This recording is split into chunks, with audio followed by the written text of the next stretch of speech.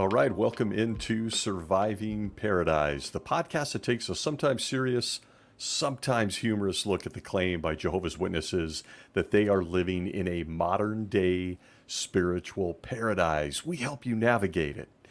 I am your host, Stacy Bauman, former elder, ministerial servant, and a kid raised as one of Jehovah's Witnesses throughout the 1970s and 1980s. Thanks for joining us. As I do here, warning, we try to have some fun, we try to heal. That includes laughter and tears. Each episode tends to feature my own brand of sarcasm, humor, and observations. Please know that it is never meant to offend. We're hoping that in some small way, this crazy, insane walk through paradise helps you. Okay.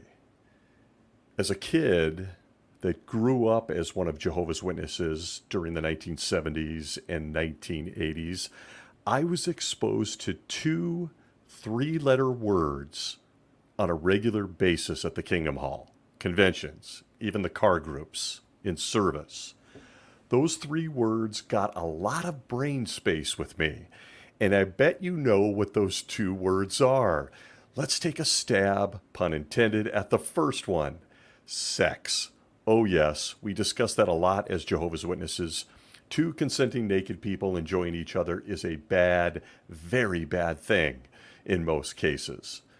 But what about the second three-letter word? I'm going to make it easy. It's W-A-R, otherwise known as war. The governing body of Jehovah's Witnesses loves themselves a good war. And if you've been a Jehovah's Witness or around them for any amount of time, you know what I speak of.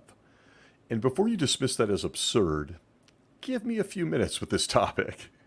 From my perspective, it's undeniable. War has always found a home with Jehovah's Witnesses. And look, for the mind of an overactive boy, then teenager, then eventually a grown man that was a Jehovah's Witness, those two three-letter words captured my interest. I know that shocks you.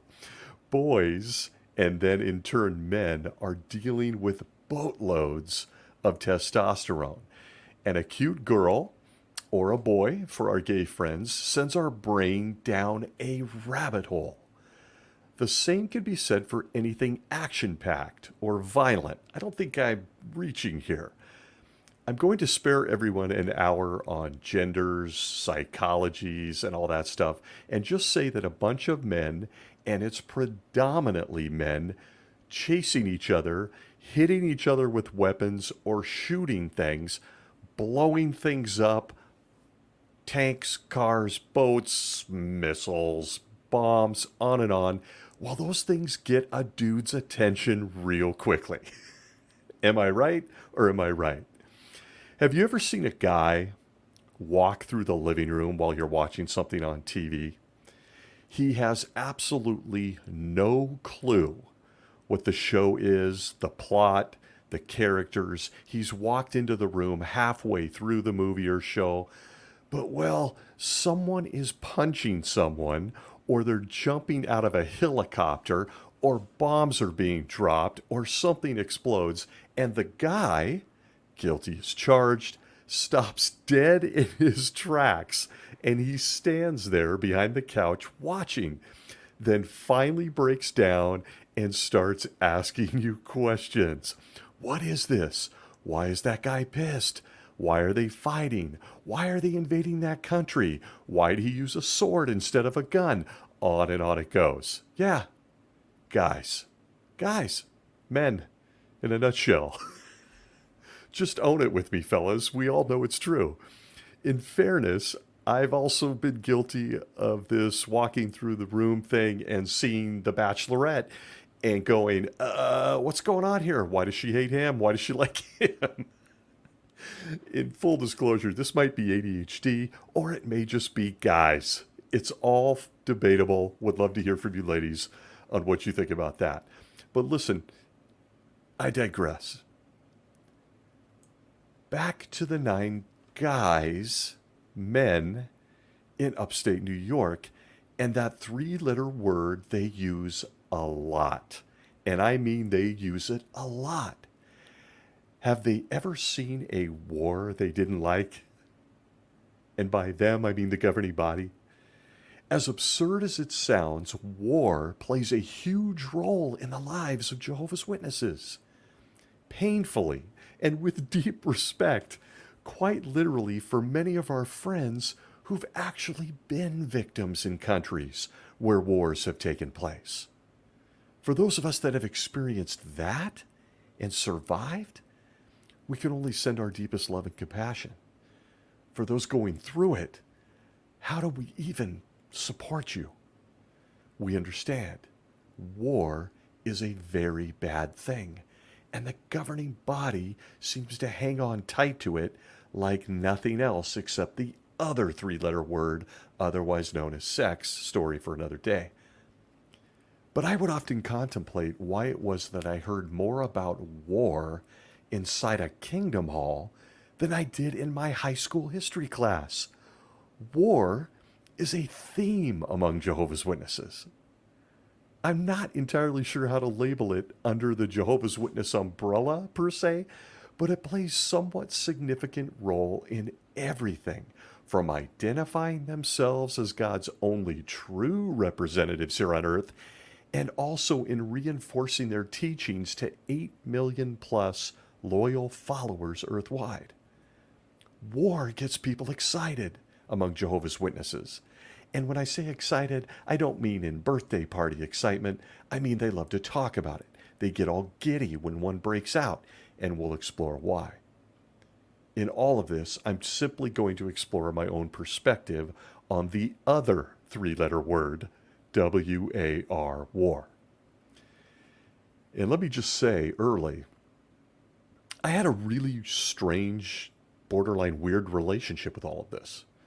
As a boy, bored stiff at the meetings, I loved it when the speaker or the publication got into details on the history of war. Am I alone? The photographs, the videos, all of it. It was just like walking through the living room and catching sight of action on the TV. It had my attention and was much more interesting than listening to the latest demonstration of the Watchtower and Awake magazines. War represented the closest thing to entertainment at a congregation meeting, at least for this little guy. Swords, blood, and stuff. Boom, you've captured my attention. Much more exciting than listening to the unprepared elder winging another part on return visits. It had action, it had violence, it had it all. When bored, I'd often find myself turning to the book of Judges and disappear into the journey of Joshua, swords, fire, and stuff. I think it's just something that men are drawn to. I don't want to go too deep on that, or it'll spend an hour talking about it, but I think you get the point. I've always had a weird relationship with war and action and violence and everything else that came with it. And I know I'm not alone, because so do Jehovah's Witnesses. As I matured, I realized how tragic this all was. I lived through the horrific wars or conflicts in Africa, including Malawi, the Hutu, and the Tutsis. I visited the Holocaust Museum in Washington, D.C., where as a grown man, I'm not afraid to tell you, I stood there among strangers, bawling. Particularly the room with the shoes in it. And if you've been to the museum, you know what I speak of. All those children. Those precious little people. I got no words for it. War is a horrific subject. It captures your attention, and then it yanks you to the bowels of hell as you explore it. And I've always been a huge fan of the mind of Albert Einstein. I quote him often on this crazy show. And I'll never forget the quote where he said the following, quote, "I know with what weapons World War III will be fought, but World War IV will be fought with sticks and stones." End quote. No truer words have been spoken. War has changed the planet, and war continues to evolve. War has advanced to a devastating degree on this planet. And for this former Jehovah's Witness, I soon realized that war isn't funny. War is also not entertaining. And I suddenly realized, and I don't know the age where it hit me, that leveraging war as a way to point at yourself as proof that you alone are Jehovah God's spokesman here on the earth is beyond messed up, but more importantly, how truly sick and disturbing it is to leverage wars to get people excited for what's coming. Sick. So hold on tight. Here we go. Jehovah's Witnesses and their relationship with the other three-letter word, war. I have to go back early into the history of God's people. And you know what that means. We've got to crack open that magic book known as the Bible. Going back to the beginning for me, I initially really had trouble with the idea that Jehovah, the God who loves me and has the hairs of my head numbered, that saw even the embryo of me, also loved himself a good war. What? I laugh not in the disrespect for all those who have been tragically lost to this, but because of the absurdity. The God of love, the God who saw me created in the womb of my mother, has the hairs on my head numbered. Yeah, he likes himself a good war, too. Oh, the questions my poor mother had to field. The questions elders later on in my life had to field from me. They probably really truly wanted to knock me out at that point, because it's clear, looking back at the view of their face in my mind's eye, that they had no clue how to answer this young kid asking them about Jehovah and his lust for war. And it's a weird one, and he admits it. At Exodus chapter 15 and verse 3, that's only the second book in his Bible, it says, quote, Jehovah is a powerful warrior. Jehovah is his name, end quote. Got it. It continues later on in Isaiah chapter 42 and verse 13, where it says, quote, Jehovah will go out like a mighty man. He will awaken his zeal like a warrior. He will shout. Yes, he will let out a war cry. He will show himself mightier than his enemies, end quote. Now listen, when you first hear this as a kid, you shrink back in comfort, right? Okay, my dad can beat up your dad. Got it. It's that kind of stuff that you find yourself cuddling up to as a kid, as one of Jehovah's Witnesses. Jehovah never loses a fight or a war. But as you age and you develop critical thinking, some problems arise when you're picturing a warm sky daddy who also initiates war, commanding his own guys to invade lands and slaughter everyone and everything. Yes, that's right, animals. Hopefully no one from PETA is listening. In his sight. What? It's a hard juxtaposition, a paradox that even a young mind can't wrap their head around. From the Awake of 1993, November 8th, pages 20 through 21, under the Bible's viewpoint, Is Jehovah a War God? Is the title. We get this, quote, some readers of the Bible have long accused Jehovah of being a war god, and a bloodthirsty one at that. For example, George A. Dorsey, in his book, The Story of Civilization, Man's Own Show, claims that the God of the Bible, Jehovah, is, quote, the God of plunderers, of torturers, of warriors, of conquest, of every savage passion, end quote. Back to the Awake quote, Bible critic Roland Bainton pointedly says, quote, war is more humane when God is left out of it, end quote. Well, okay. We've got quite a snapshot into Jehovah's personality, see past episodes, but what we learn here is that he likes himself a good war. Scholars and people who've dug into his magic book say that he's kind of the god of torturers, of warriors, of plunderers. Wow. Again, I strongly encourage anyone who listens to this show to read the Bible for yourself. But let's just say these guys might have been onto something. They may have nailed it, but hold tight. The governing body, I am told, is here to correct longtime historians, longtime archaeologists, and even the scholars. That's right. The governing body of Jehovah's Witnesses knows more than anyone, despite every man, woman, and child having access to the Bible to see for their own eyes that these scholarly guys might just be, right after all about Jehovah. From the same article in that 1993 Awake, we get this, quote, "True, the Bible candidly relates Jehovah God's past adverse judgments. However, they were always against ungodly people." End quote.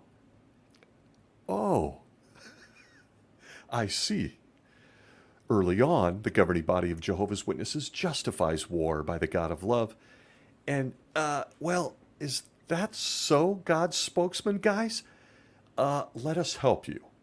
You may have had a bad signal that day from Jesus when you wrote this awake, or maybe you haven't even read the Bible yourself. It's common among Jehovah's Witnesses.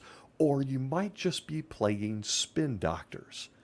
Behold, Jehovah God slaughtering, innocent people in war?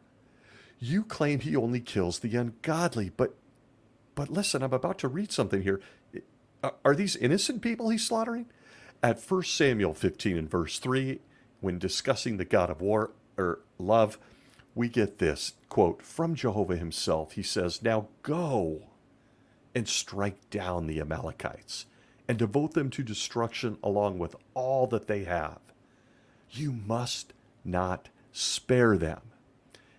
Pay close attention here. Quote, "You are to put them to death, man as well as woman, child as well as infant, bull as well as sheep, camel as well as donkey."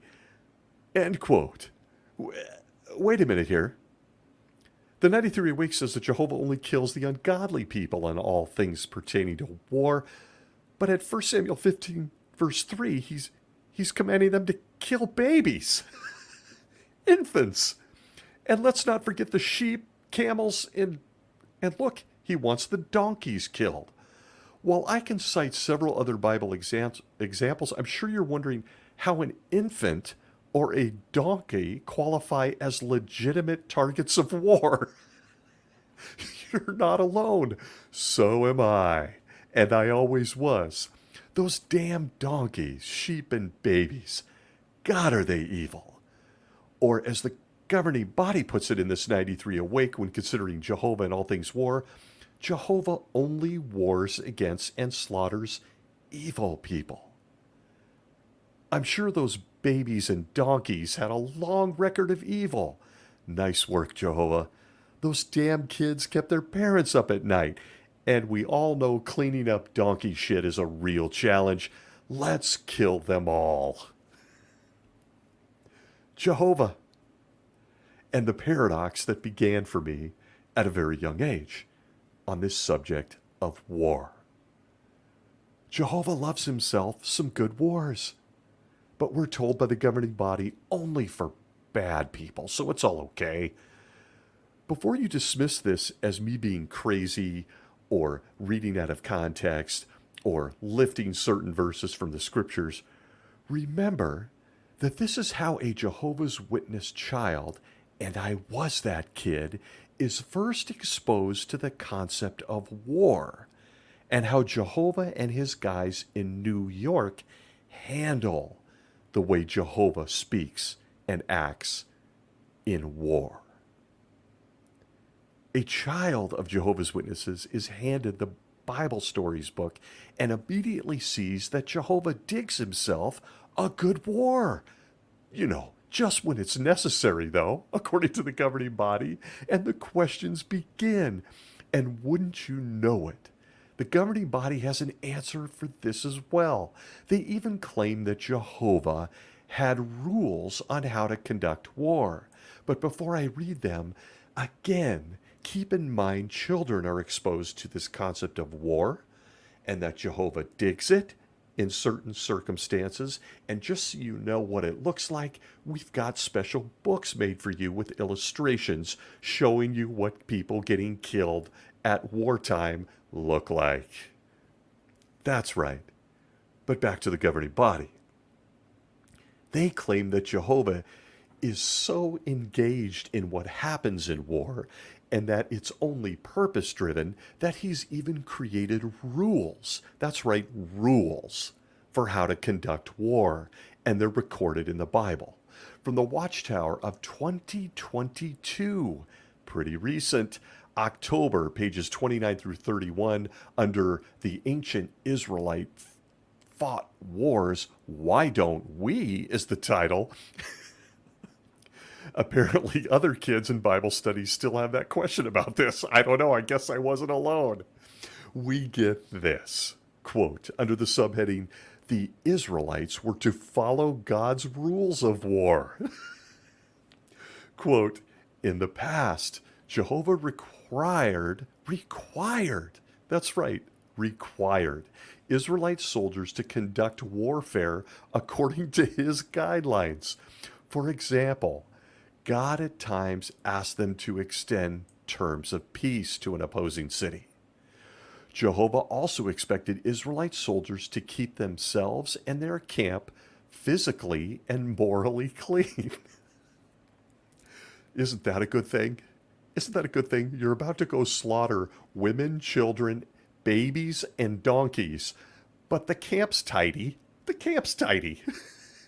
Their beds are made. And of course, there's no women involved. Right. Back to the quote, while the armies of the surrounding nations often raped women from conquered territories, Jehovah forbade the Israelites from doing so. Did he have to tell them that? Back to the quote, in fact, they could not marry a captive woman until 1 month after capturing a city. End quote. Wow. Wow. It's taking all of my power to not go down a rabbit hole right here, but please note, this is but one example of how the governing body spins and lies about Jehovah and war. They outright lie or misrepresent how the God of the Bible views war, going so far as to say he created some rules of engagement when looking to slaughter and capture people. Gotta keep the camp clean. Make sure that you've made your bed before you're off to kill babies. But I can't resist exposing them for the liars that they are today in 2023. So one quick note. You note that they tried to paint Jehovah as a warmonger that made a soft landing for women captured by his guys that he required to commit war. But, well, they overtly and deceitfully misrepresent the entire thing, from Jehovah to his rules of engagement to Jehovah's chosen guys. Walk with me now, shall we? Walk with me as we access the war manual known as the Bible for a moment. Let's do it together. When it comes to war and capturing women, Jehovah's war manual says the following. Let me know if you think this is the kind of rules of engagement during Jehovah's wars that they just made a claim about regarding the God himself. Deuteronomy chapter 21, verses 10 through 14 throws a haymaker on this subject of war and the God who, sees a reason to have one every now and then. It says something that may be triggering, so warning, from the most important book on earth, we get the following. Deuteronomy 21, verses 10 through 14, quote, if you go to war against your enemies and Jehovah your God defeats them for you, why are they going at all? And you take them captive, and you see among the captives a beautiful woman, and you are attracted to her, and you want to take her as your wife, you may bring her into your house. End quote there for a moment. Wow. I mean, can I get a wow? People are getting slaughtered, including babies and donkeys, as we're told. She's a babe. I want to keep her. Thanks, Jehovah. I get a war prize? Back to the quote. This is where it gets downright unbelievable. Back to the Bible, Deuteronomy 21, verse 10 through 14. Quote, this is after he's taken her to her house. Quote, she should then shave her head, attend to her nails, remove the clothing of her captivity, and dwell in your house. She will weep for her father and her mother a whole month, and afterward you may have relations with her. There's the other three-letter word. You will become her husband, and she will become your wife. But if you are not pleased with her, you should then let her go wherever she wishes. But you may not sell her for money or treat her harshly, since you have humiliated her. End quote. Friends, I'm not making this up. Jehovah, war, and an early glimpse at what he thinks about it allows for guys, when they see a hot girl, to take her home. Hey, governing body writers of the recent October 2022 article on war that we just read, you missed a few things because we actually referenced the Bible to make sure you were actually telling the truth. Jehovah, the God of righteous warfare, made sure to record in his book that I'm a guy killing everyone in sight. I see a hottie I can't live without.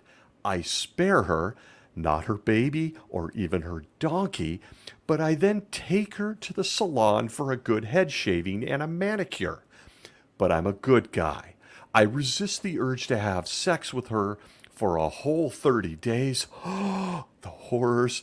While she bawls her eyes out after watching me slaughter her father and mother, but I decide after all that, well, the sex wasn't good, or I just wasn't into her, or she changed her clothes during the makeover and I didn't like them. I then kick her out. No clue where the hell she's going to go at this point, since I've killed her people and her family. I just slaughtered them all while she watched. Just whatever I do, Jehovah made sure to remind me I can't sell her. I can't make any money off this whole unbelievable scene. And then admits it's because I've already humiliated her? You think? You think?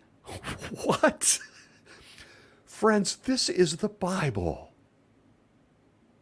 Ladies and gentlemen, the Holy Book, and Jehovah, the God of love, and war. The three-letter word that a Jehovah's Witness is exposed to early. And all I can think of when I read Deuteronomy 21, read the lies of the governing body, and consider this three-letter word of war and what it apparently meant to Jehovah, at least at some point, guys were allowed to kill babies and donkeys and everything in sight, but he found a hot girl. He got to bring her home, shave her head, get her a manicure, get her a makeover with some new digs, wait 30 whole days to have sex with her because by then she's recovered from witnessing the slaughter of her family. What? Come on. But at least her nails look nice, right? But this illustrious recent article in 2022 doesn't fix any of our perceptions about Jehovah and war. This recent article continues to say that Jehovah fights for his people and that it is supposed to be a comfort to a Jehovah's Witness. It goes on to say in the same article, October 2022, quote, in the past, Jehovah fought for the Israelites, often giving them miraculous victories. For instance, how did Jehovah help the Israelites to defeat the city of Jericho? At Jehovah's direction, when the Israelites shouted a great war cry, the wall fell down flat, which made it easier for them to capture the city. And how did they win a battle against the Amorites? Jehovah hurled great hailstones from the sky on them. In fact, more died from the hail than from the sword of the Israelites. End quote, for reference Joshua 10. Now look, I'm here discussing war, my early exposure to the concept, and my own framing of Jehovah. And maybe I'm just a weird guy, but Jehovah has guys marching around a city and screaming their lungs out, and the walls fall. Days and days. Why he needed them to do that, no one ever really knows. Couldn't he just knock the walls down for them? Hint, hint, Jehovah. But it continues with Jehovah throwing fireballs from the sky while his guys are fighting, leaving me to wonder why he didn't just throw the fireballs, why his guys just watched. I mean, why not? The fireballs killed more people than the guys killing people with swords. Why did the Israelites have to fight at all? Why did the Israelites have to fight and die when he could have just had fireball parties the entire time? I'm sorry, and while it makes maybe only me laugh, these were the questions running through the mind of a young kid, and then later on as an elder, as I had to pull from the Bible to develop all kinds of thinking and thoughts around war and how Jehovah views it. And all it leads to is more and more questions about not only the three-letter word, but that guy Jehovah himself. But look, that's me. Again, my earliest exposure to Jehovah and the concept of war was troubling. Maybe I'm alone. And incidentally, the fireball thing was a real hit, wasn't it? He's bringing that one back for a curtain call at Armageddon. After Jehovah's Witnesses are all done with their effective book cart campaigns and stuff, Jehovah promises, as we see in Watchtower literature, to bring that whole fireball hailstorm, killing people while we watch thing back for one last time. And so begins my journey into this entire thing known as war and the God I'm supposed to feel warm and fuzzy about. There you have it. Starting from the beginning, a not so subtle way that the governing body plays spin doctor for the Jehovah of the Bible. The subject of war gets a lot of play among Jehovah's Witnesses and always has since the beginning of the organization. Just look at their history. And it starts here. I pulled out two small things: Jehovah warring against people and how he viewed even women and babies during times of war. Good thing they got their nails done, though. The God they're supposed to be drawn to as a Jehovah's Witness also sees fit to initiate wars with people in neighboring lands for reasons such as believing in other gods, camping on his property he promised to his favorite people, or just being a baby or a donkey. None of it matters. Sometimes war is justified. Welcome to Jehovah's Witnesses. And in reality, the Jehovah's Witness love affair with war begins in earnest. But all of this was child's play, apparently, when you consider that it all escalated to things that include the last days. And of course, you knew I was going there, world wars. When you're building an organization that claims to speak for the same guy that rained fireballs down on people like a video game, and when that entire organization is built around a random date, let's say 1914 as an example, and you need to make that date prove that you're God's guys, you need some proof to back it up. You start first with another war that happened back in the city of Jerusalem in Israel. But I promise you, just take their word for it. They promise it's true. It was all pointing to a future war in Europe and beyond. and you then do some fancy math equations that amount to nothing more than insulting lies, and you say that the Jerusalem War thing happened in 607 BCE, but again, it didn't. Those stupid Lifetime Scholar people and archaeologists can prove it happened in 586 BCE. Then you skip the whole math. You get really excited because despite Jesus only talking about Jerusalem, you promise us all he really meant Europe, because in 1914, we got ourselves, guess what, ladies and gentlemen? A world war. Wow. What great luck.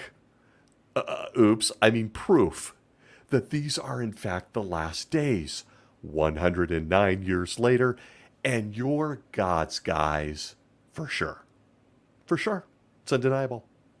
And well, it took war, at least a world war, to prove it to some degree, right?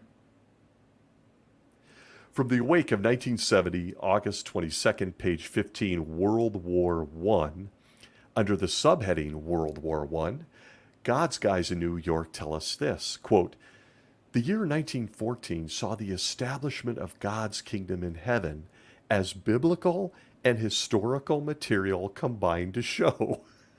Do they? Quote, "One evidence of this is the outbreak of World War I in that year in fulfillment of Jesus' prophecy." End quote. That's right. World War I in 1914 is without a doubt a cornerstone of Jehovah's Witness teaching as proof that we're in the last days, and it all leads to 1919. It all leads to them, the guys in New York.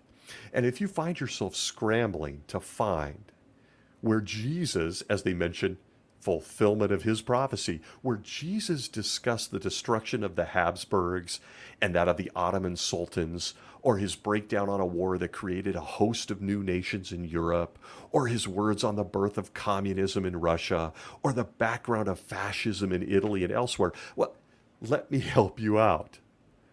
It's not there. Let me know if you find it.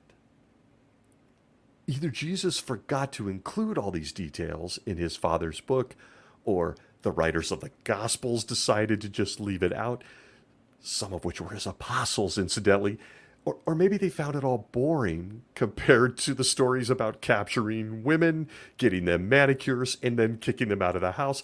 I'm not sure. But ladies and gentlemen, and Jehovah's Witnesses alike, here we are.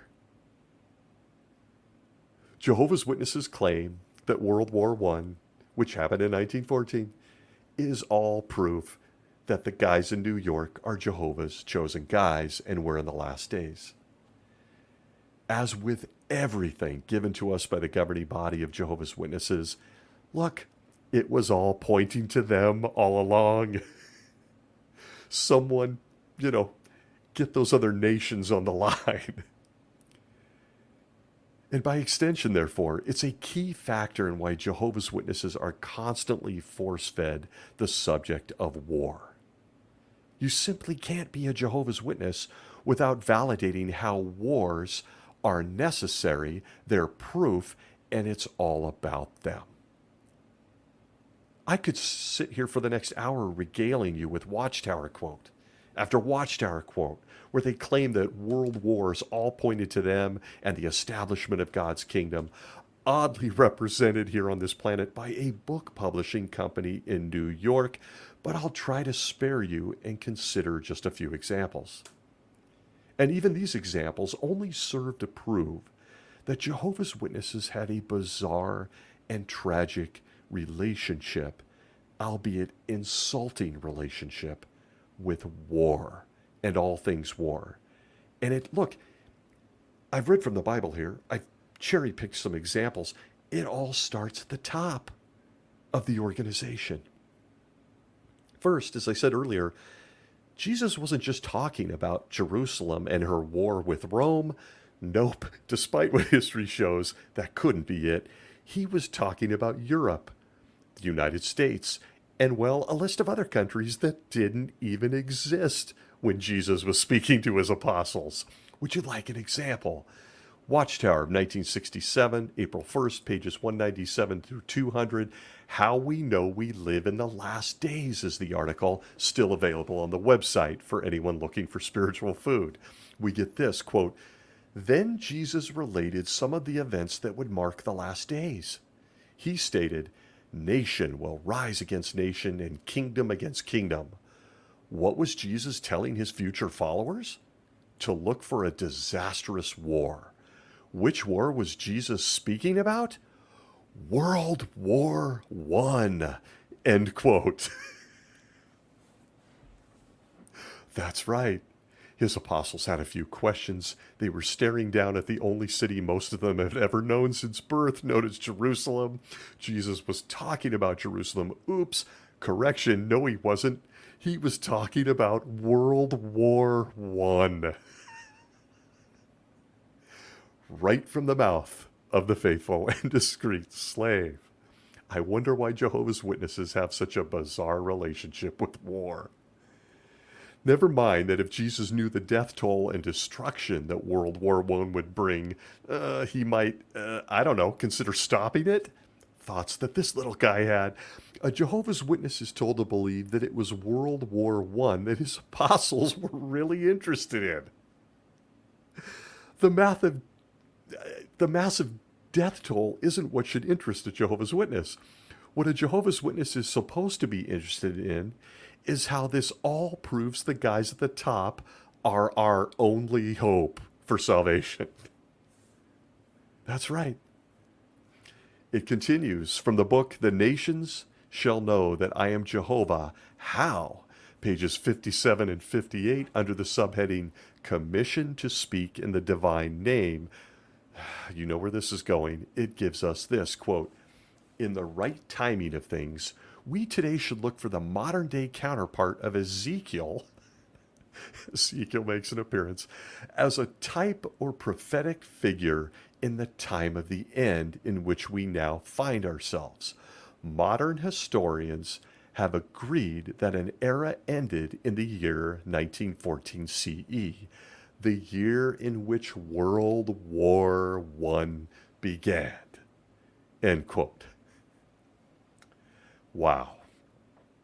As you can see, and these are but snippets, World War I and war itself gets a lot of play with Jehovah's Witnesses, but here they get into that whole type, anti-type, and prophetic figure thing that they're so well known for. And gee, I wonder when you're discussing World War I and the prophet Ezekiel, I wonder who Ezekiel might be.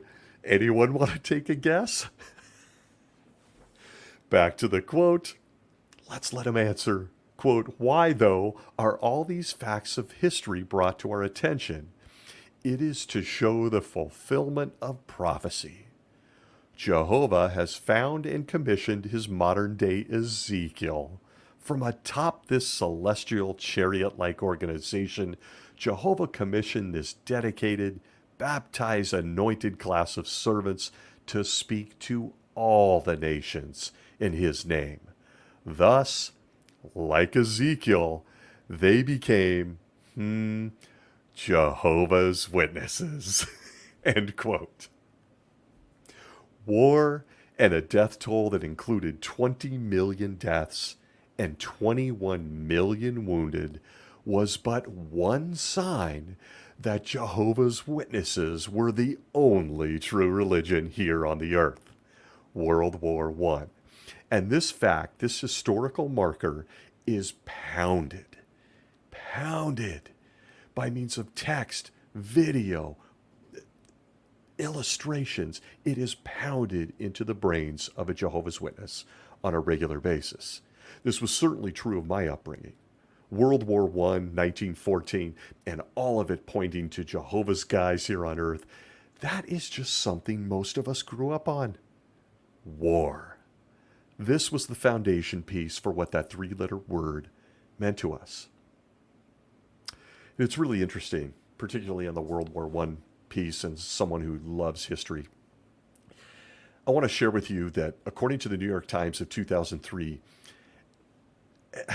God, this is just unbelievable. This is truly staggering. in all reality. Skip World War One. I'm going to go more. I'm going to cover all the wars of the earth. Let's put it that way. All the wars of the earth. Back to the quote from the New York Times, an article of 2003. It estimates there that at least 108 million people were killed in wars in just the 20th century. 108 million.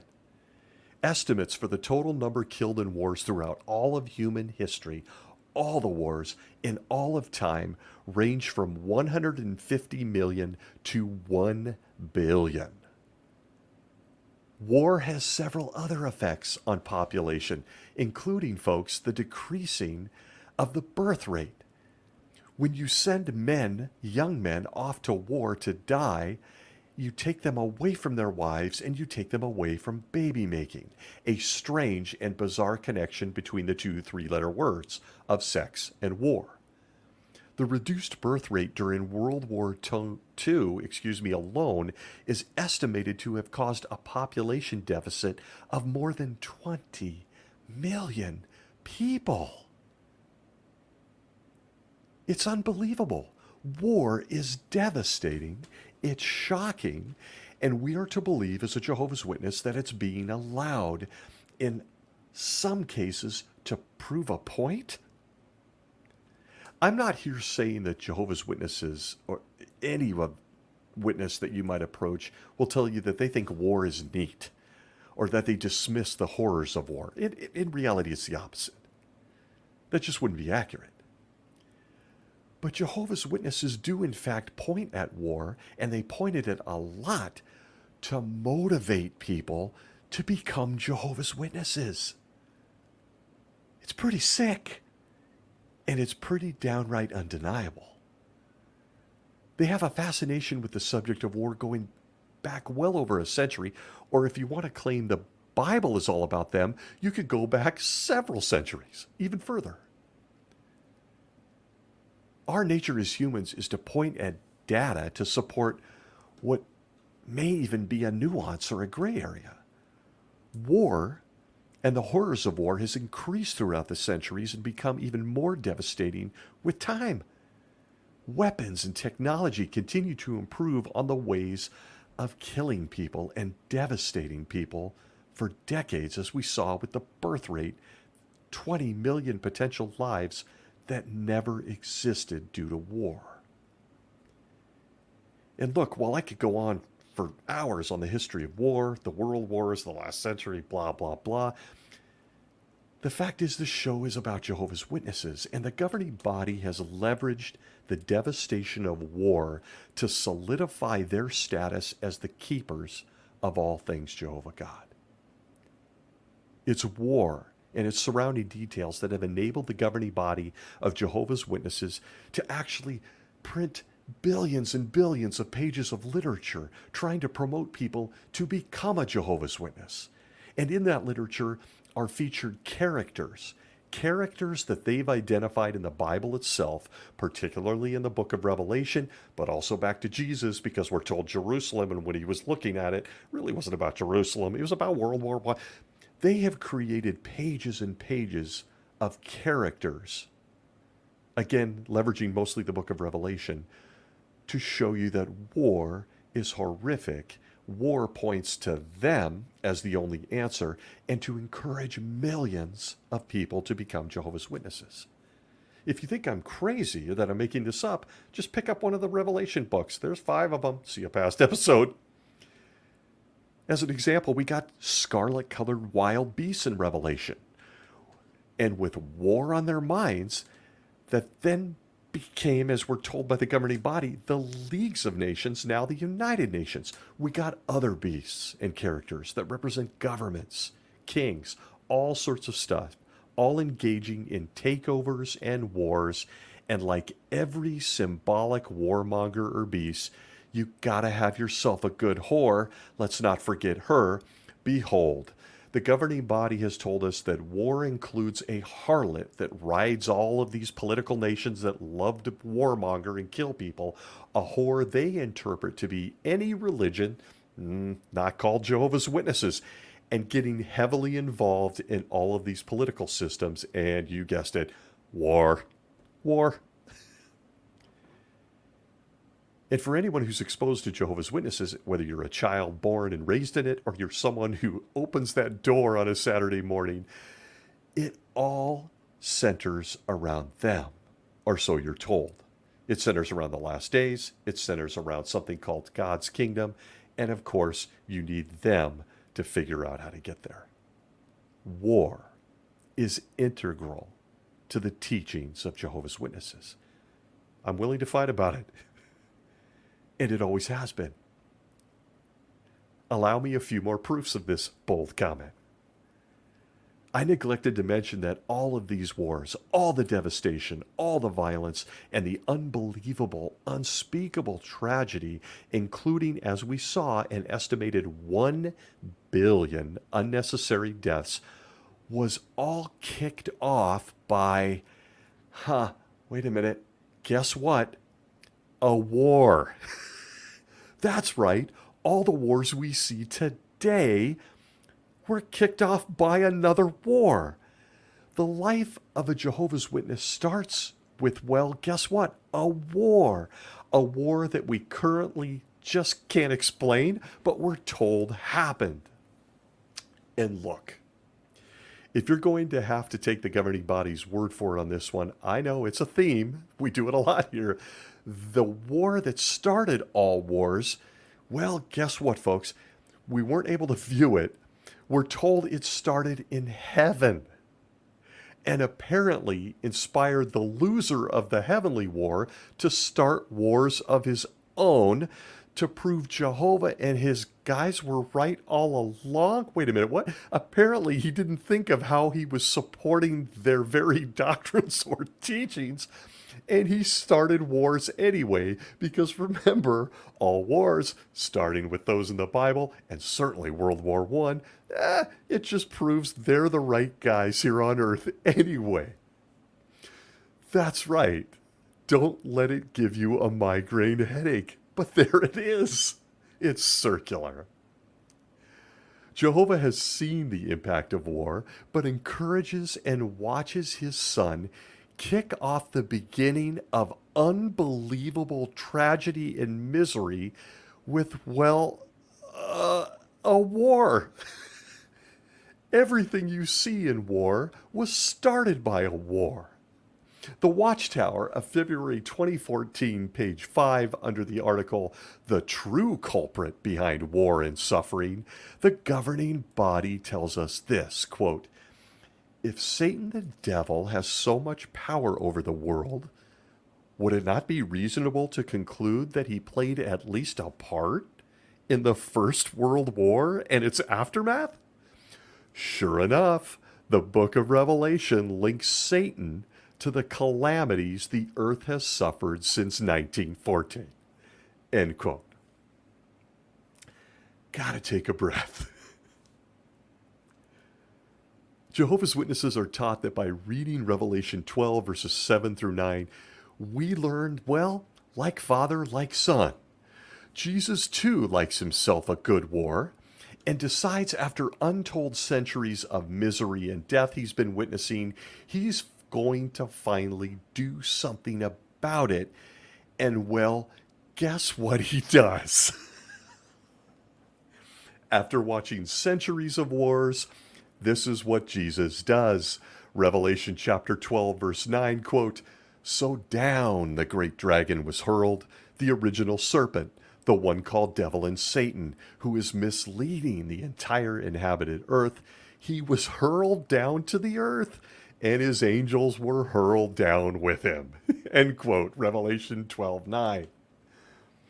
If you're keeping track at home and you're trying to get this all organized in your head, allow me to help. And I know that's scary considering you've all gotten a glimpse inside my head. According to the Bible and the governing body, Jesus decides war is the answer in heaven. And in an odd move, he kicks the ultimate warmonger to earth to hurt his kids and start more wars. Why didn't he end it there? We've never been able to figure that out. But we're told it involves a couple of naked people in a garden. Job gets thrown in there. There's something else and stuff. And here we are, folks. All the miserable wars that took an estimated 1 billion lives throughout history, and certainly the ones since 1914, were all started by Jesus kicking a guy down to the earth to start more wars that the governing body would use to prove that they are God's guys. Thank goodness for the wars. What? I'm getting the headache I warned you shouldn't get. This is what Jehovah's Witnesses teach. In the Watchtower of 1988, November 1st, pages 4 through 6, quote, "The War to End Wars," subheading "The Chief Warmonger," we are told this by Jehovah's Chosen Guys, quote, "A warmonger is one who foments war." Uh-oh, are you having the same questions? I'm going to beat them down. Okay, back to the quote. "Politicians, clergymen, and even businessmen have played this role." But the greatest warmonger is none other than Satan, the devil, called in the scriptures the God of this system of things. End quote. This show centers around my own strange thoughts, my own crazy reasonings, observations, and experiences. And well, you're stuck with me if you're still going to listen. What I just read creates a bunch of questions. It certainly comes off as a very odd flex by Jehovah and his son Jesus. As an example, I'm guessing if Hitler had been captured, the authorities of the time wouldn't have sent him to another country with a note that said, "Hey gang, good luck." But hey, Jesus has his reasons, right? For sending the chief warmonger in all of universal history down to the planet to start more wars. You simply can't unsee it or look away. It's a lot like somebody sending Hitler to a country with a note saying, "Good luck, he's all yours now." But skip that part where your brain kicks in. A Jehovah's Witness is told to believe Satan the devil is the one that kicked off World War I after getting his ass handed to him in heaven. But instead of ending war forevermore, Jesus decided to send him to us to kick off World War I and all the wars that follow in the last days, but then claims, see the article title, February 2014 Watchtower, that Satan is actually the true culprit behind war. But, well, when you look at it, isn't it Jesus who sent him here to start wars when he had the power to end all wars right then and there? Again, I got some questions. Who's the culprit? So I'll say it again. War and all things surrounding war is a central dynamic in Jehovah's Witnesses. It starts with their chief cornerstone teachings. War is just part of the bigger picture that points to Jehovah as the warm, fuzzy God of love, Jesus as king, and his guys here on earth as the answer on how to get closer to them all. If you're still doubting that, allow me to point you to the fact that the entire religion and the entire belief system is built around, well, how do I say this? A coming future war. Ah, yes. Imagine that. I know you're probably shocked. It started in Genesis, some bruising in heads and bruising in heels, and well, it all ends with a war. War. That three-letter word, it just keeps rearing its ugly head. Hold on to your seats. But Jehovah's Witnesses are taught from birth that the estimated 1 billion lives lost to the tragedies of war simply aren't enough to please Jehovah in this issue of universal sovereignty. He's got big plans in the near future, and men, women, and children need to know all about his plans. In a move we cannot corroborate, we are told that Jehovah has assigned Jesus to put an end to wars. And at the moment of this recording, Jesus awaits Jehovah's go-ahead to get the war started any second now. That's right, the war to end all wars in the universe. No word yet on other options they might have considered that might not mean the ends of billions of lives. It looks like war is the best option, or so we're told. Just trust us. War. We've got a long history of wars. We've got the whole thing being solved by a war that is on its way. And when you're planning your best war ever, it has to have an awesome name. Don't you agree? Something that really grabs everyone's attention, something that pops. And let's face it, that whole term world wars, well, look, it's already been taken. It's already been taken. We've gotten as much leverage and mileage out of World War I, II, that whole concept as we possibly can. So when you're creating the war to end all wars and your son is going to lead the charge, you need a name that pops. I got an idea. No, I don't.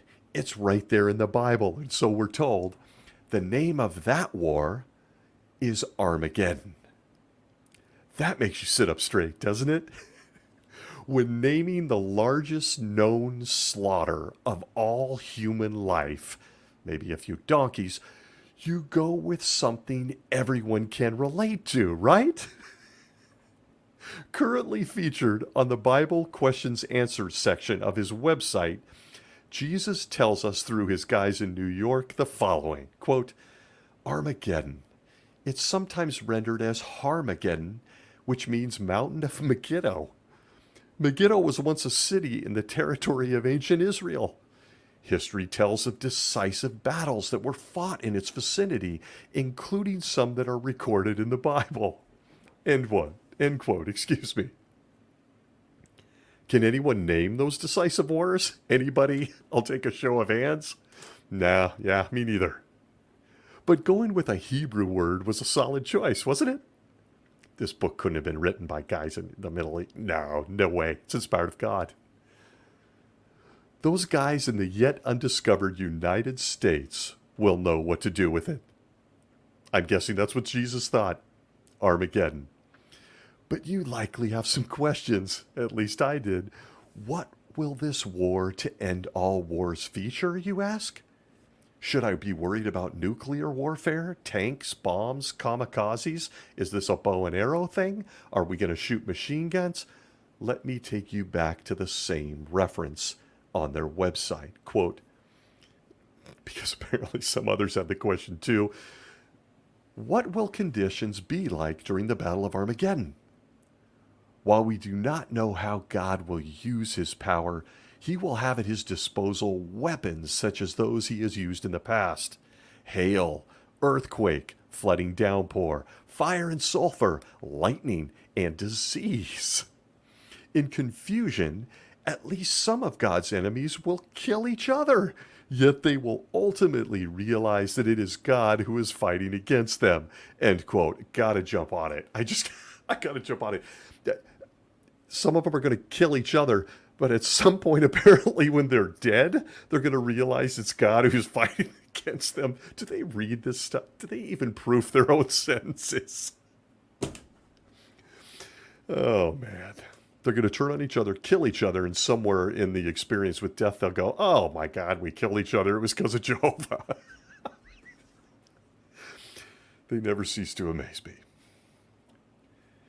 But it feels important at this point to mention that all those killed in just this war, the war to end all wars known as Armageddon, these are just people who were influenced by Jehovah's own angelic son, Satan, that Jesus kicked out of heaven to influence us and start wars, including the war that identifies his organization on earth in 1914 And while Satan and his demon buddies will escape this Armageddon thing, those of us that had to live with him will not. I guess that makes all this hail, earthquakes, lightning, and even disease really effective. It's just targeting humans anyway.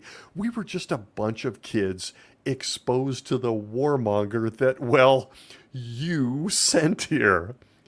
But at least no nuclear weapons were involved. And don't get me going on suggesting Jehovah will hit us with disease during a war. We've seen him use hemorrhoids, plagues, leprosy, and more in the past on innocent people. The brain bender that is war and the subject of war among Jehovah's Witnesses has fascinated me my entire life. Wars, wars, and more wars. You keep the wars going by sending us the warmonger, but thank God you did, because by sending him here, he did more wars that prove that you're the guy to end all wars. Then there's going to be a war that, I mean, it's just unbelievable. And as a Jehovah's Witness, in real terms, you just don't sit back and actually think about it until, well, you make the mistake of doing so. See me and why I'm no longer a Jehovah's Witness. And look, this crap caused nightmares for Jehovah's Witness kids. So while I make fun of how they handle the subject of war, I'm not making fun of war. It's hideous, heartbreaking, and just unfathomable. But while I'm making fun of how they cover the subject of war and how they apparently created it and continue to create it, I could just as easily get very serious about the nightmares and damage this all does to a kid or a Bible study while they themselves are getting to know the, quote, God of love, courtesy of the help provided by the governing body of Jehovah's Witnesses. It's mind-blowing. And the bottom line is this. When looking to end all wars, why not do it with a war of your own? Welcome to the religion of Jehovah's Witnesses. Make no mistake, everything you see, everything you read, everything you hear from a Jehovah's Witness culminates in this: a war. And in this war, you either make it or you don't. And before a Jehovah's Witness who hasn't contemplated this very deeply says, no, this awful apostate is lying, it's a happy ending, it's all a paradise after that, I have to ask and put this forward. Is it? And I ask this not just of someone who's left Jehovah's Witnesses, but a PME that might be listening. Because wait for it, even after this fancy name war is over, and the survivors are stepping over the neighbor kid who is burnt up from disease or a hail or a fireball, you get a 1,000-year-long coffee break before the next war begins in paradise. That's right.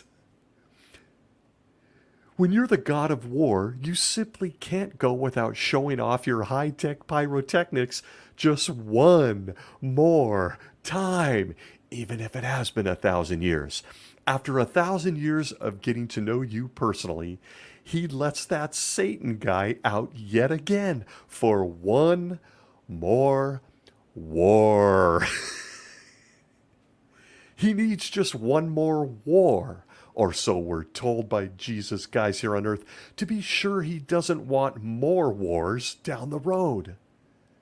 No word yet on a fancy name for this one, but you guessed it, this war after 1,000 years is going to feature more people dying.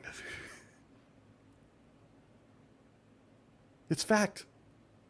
It's a fact, according to the leadership of Jehovah's Witnesses. And while I poke fun at it, the absurdity, the irony of it, I'm really hoping that anyone that stumbles upon this keeps it in mind when they accept a Bible study with one of Jehovah's Witnesses. I provided you my own insane, rambling timeline on war and what Jehovah's Witnesses believe.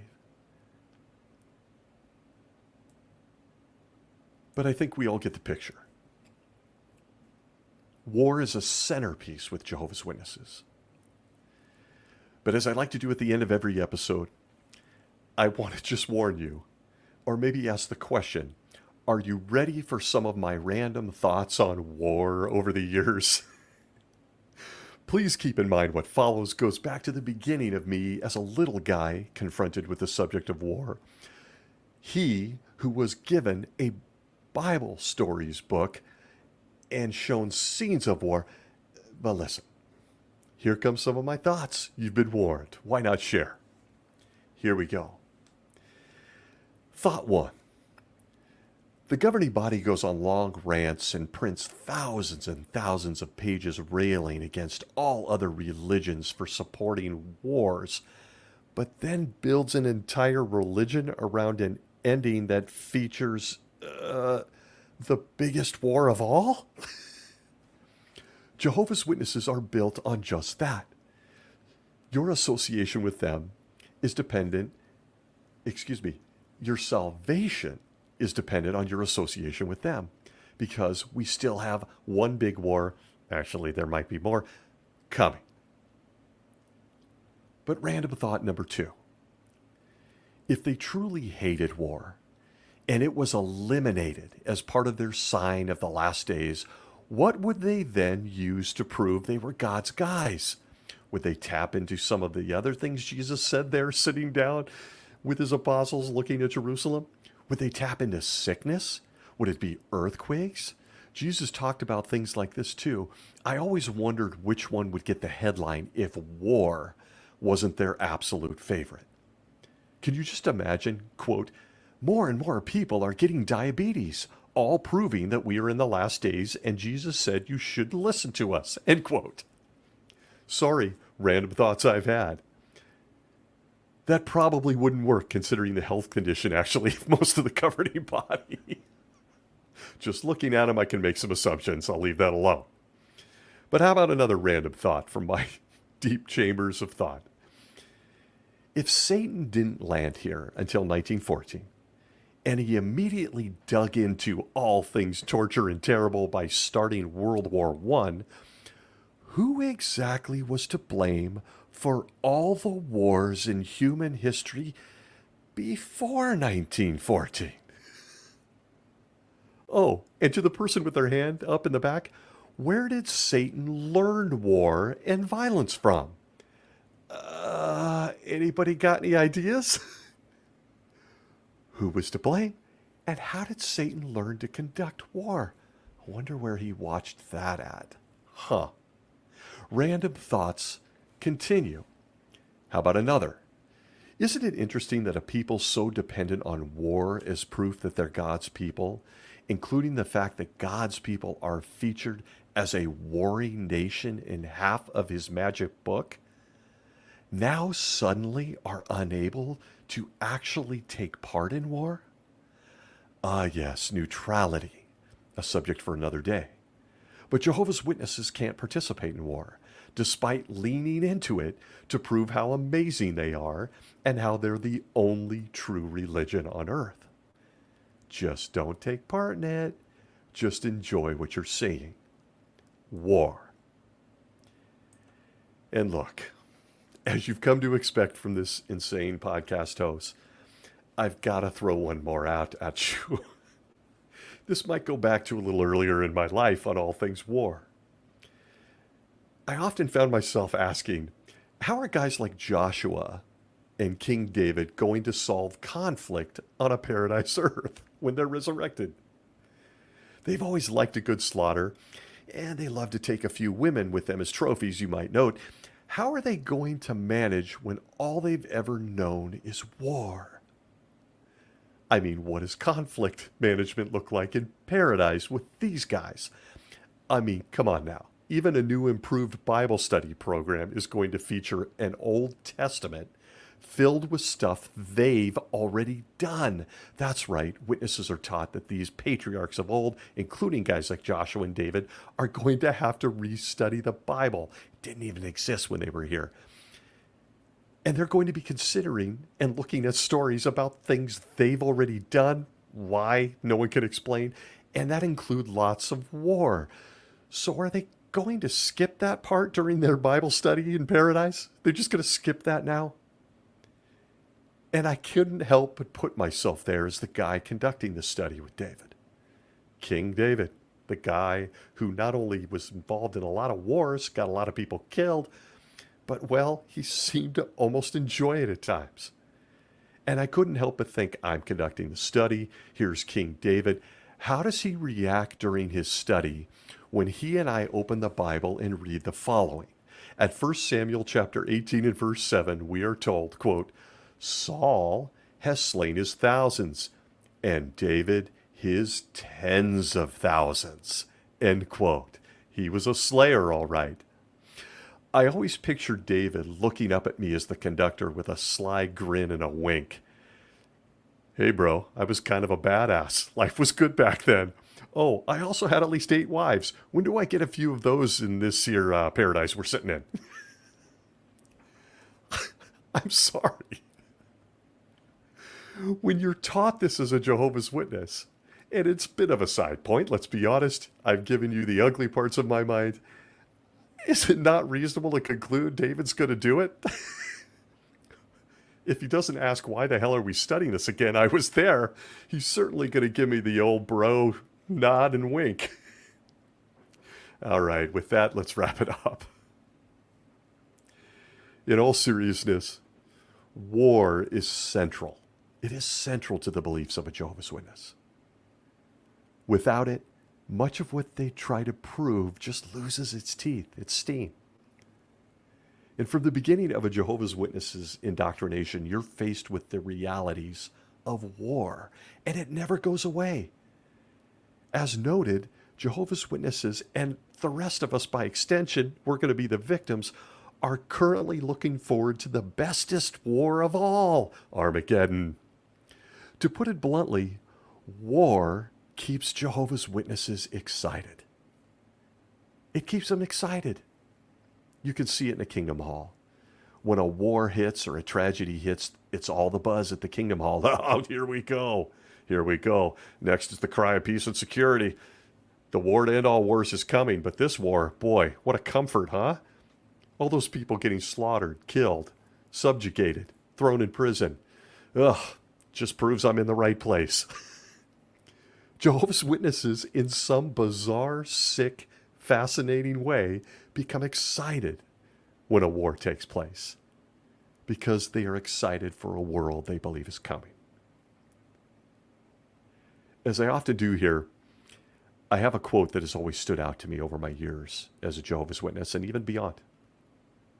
It's just so damn appropriate. It comes to us from Robert E. Lee, who was a key figure in the American Civil War. He said this, quote, "It is well that war is so terrible. Otherwise, we should grow too fond of it." End quote. Hey, Robert.